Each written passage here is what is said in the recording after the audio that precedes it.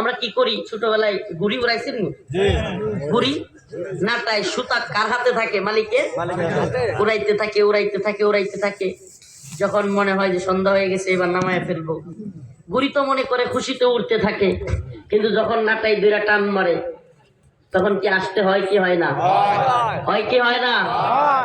যারা এদেশে মনে করেছিল, যারা এদেশে মনে করেছিল আমরাই সর্বে সর্বা, আমরাই সবকিছু, আমরাই সকল ক্ষমতার মালিক, আল্লাহ কই তোরা সমস্ত ক্ষমতার মালিক না, সমস্ত ক্ষমতার মালিক আমি আল্লাহ। কুলিল্লাহুম্মা মালিকাল মুলক তুতিল মুলকা মান তাশা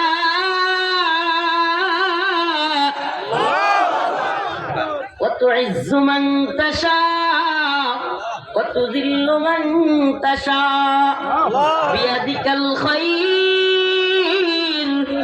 ইন্নাকা আলা কুল্লি শাইইন কাদির। আল্লাহ বলেন, ও নবী আপনি জানায়ে দেন, আপনি বলে দেন আল্লাহুম্মা মালিকাল মুলক, সমস্ত জগতের মালিক আল্লাহ। বলেন না কে? আল্লাহ। এই ভাইরা, এই বন্দিগের ভাইরা, এরা এখানে বসলে মঞ্চের নিচে চলে যাবে, এরা দেখতে পারবে না। অতএব আপনারা যারা চিল্লাইতেছেন বসতে বলতেছেন এদেরকে, আপনারা প্রয়োজনে ওই যে কোনায় চলে যান।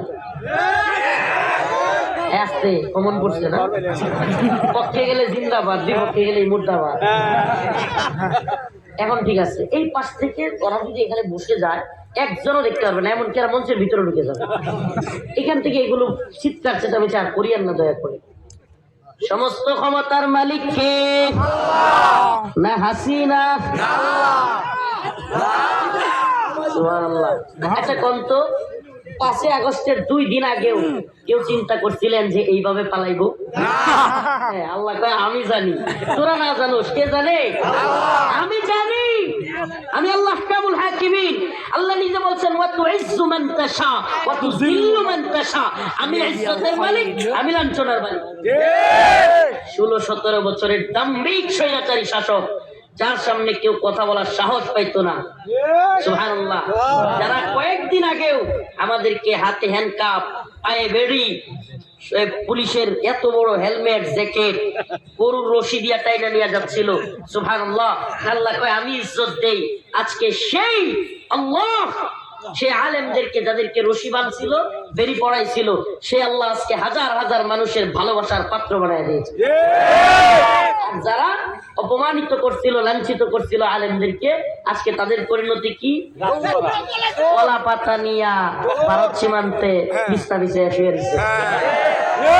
যেই মানিক্কা সূরা জীবন ভর ইসলামের বিরোধিতা করছে, জীবন ভর দাড়ি টুপির বিরোধিতা করছে, পালানের সময় সেই সূরা দাড়ি রাখছে, সেই সূরা মাথায় টুপি দিছে। আরেক দরবেশ বাবা কি কামানি যে দিছে, দেখেন নাই? দেখেন নাই?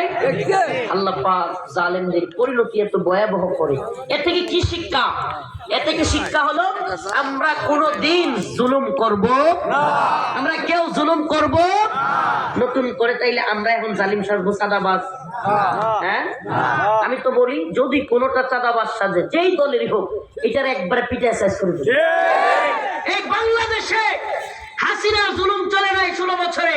আমি তো বলি যে যুব সমাজ গর্জে উঠেছে, যে জাতি গর্জে উঠেছে, সেই জাতিকে আর কেউ জুলুম করতে পারবে না, কোনো জুলুম চলবে না।